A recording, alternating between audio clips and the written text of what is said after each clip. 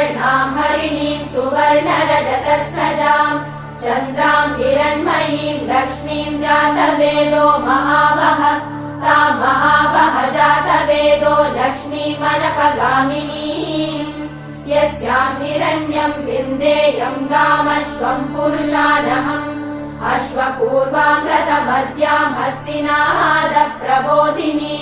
श्रियम् देवीमुपह्वये श्रीर्महादेवीर्जुषताम् ताम् सोऽस्मिताम् हिरण्यप्राकाराम् मात्राम् ज्वलन्तीम् तृप्ताम् तर्पयन्तीम् पद्मे स्थिताम् पद्मवर्णाम् तामिहोपह्वये श्रियम्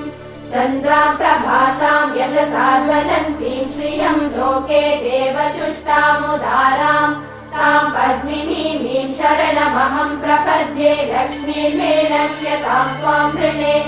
आदित्यवर्णे